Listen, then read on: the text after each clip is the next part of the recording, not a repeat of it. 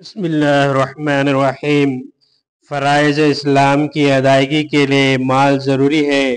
زکوٰۃ، حج بیت اللہ، ادائے صلات کے لیے مسجد کی تعمیر، روزہ افطار کرانے کا سامان، صلہ رحمی، اہل و عیال کے حقوق، اولاد کی تعلیم، بیماری میں علاج اور بیماروں کی عیادت، دشمنوں کے خلاف معقول تیاری، جان و عزت کی حفاظت کا سامان وغیرہ کے لیے مال ضروری ہے۔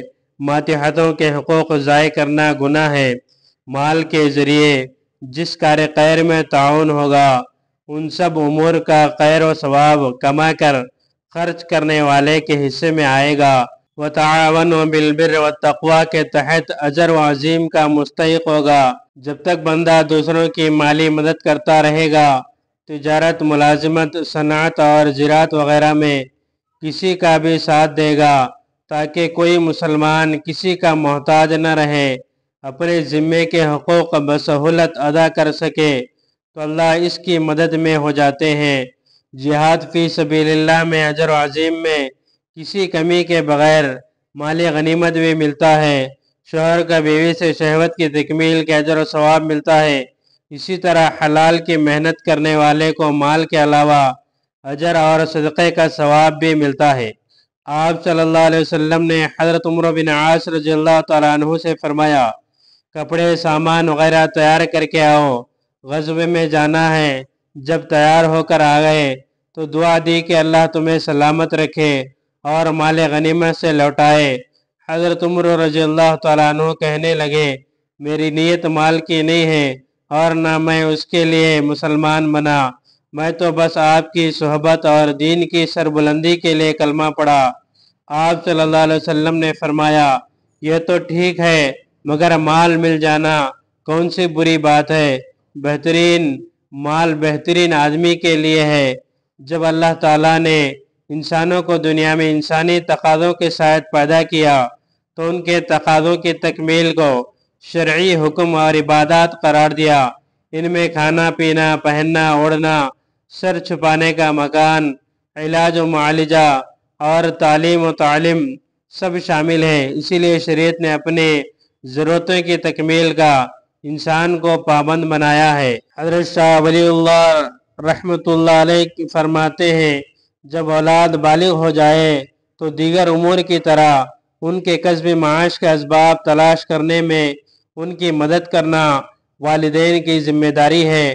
وہ فرماتے ہیں، بچے کے نشو و نما کے بعد ان کے معاش و معاد سے متعلق ضروری نفع بخش تعلیم دی جائے، اور جب وہ بڑا ہو جائے تو ان کی شادی کی جائے اور ایسا پیشہ و ہنر سکھایا جائے۔ حقوق ادا کرنے کے لیے حلال کمائی عبادت ہے، اور عبادت میں مشقت اٹھانے پر ثواب ہے، اور ثواب سے گناہوں کی معافی اور درجات بلند ہوتے ہیں۔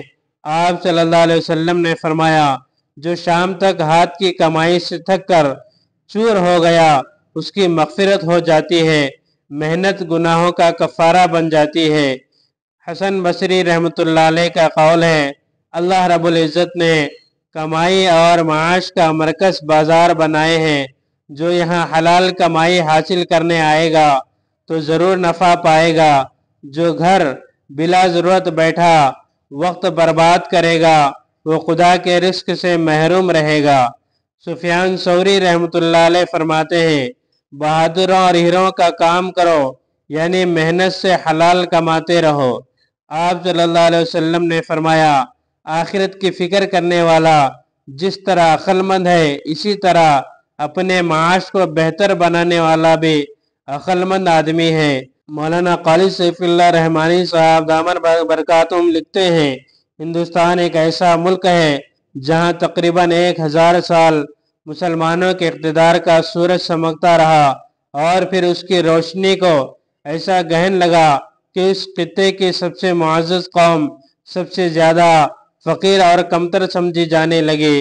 کوشش کی جا رہی ہے کہ مسلمانوں کو ہر میدان میں اتنا پیچھے ڈھکیل دیا جائے کہ وہ دوسرے برادران وطن کے ساتھ نہ آ سکے۔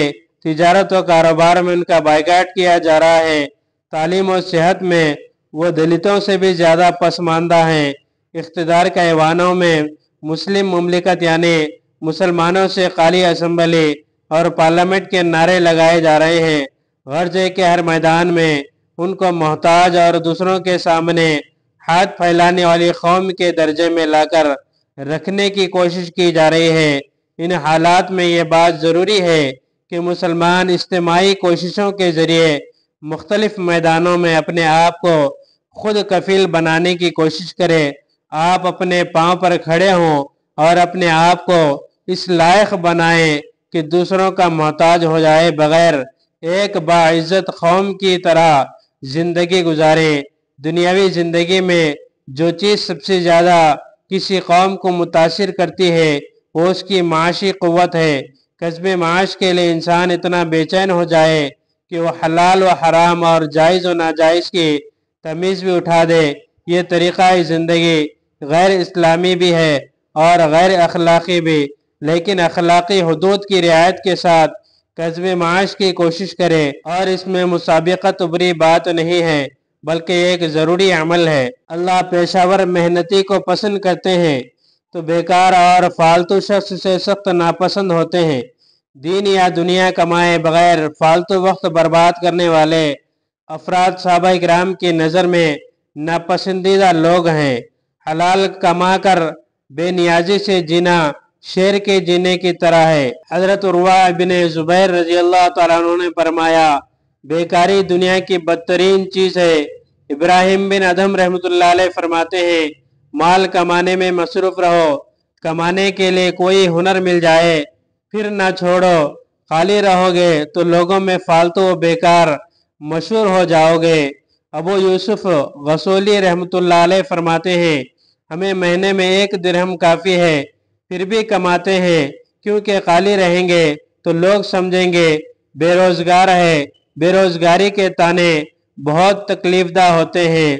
हज़रत उमर फ़ारूक रज़ी अल्लाह तआला अन्हु फरमाते हैं, अगर किसी के मुतालिक मालूम हुआ कि वो काली और फालतू है तो वो मेरे निगाह में जलील हो जाना है। अल्लाह तबारक व तआला से दुआ है मुझे और आपको और तमाम मुसलमानों को मेहनत करने की तौफीक अता फरमाएं। इस तरह के और वीडियोस के लिए हमारे चैनल को सब्सक्राइब करें, बाद में लगे बेल आइकन को प्रेस करें, ज़्यादा से ज़्यादा शेयर करें।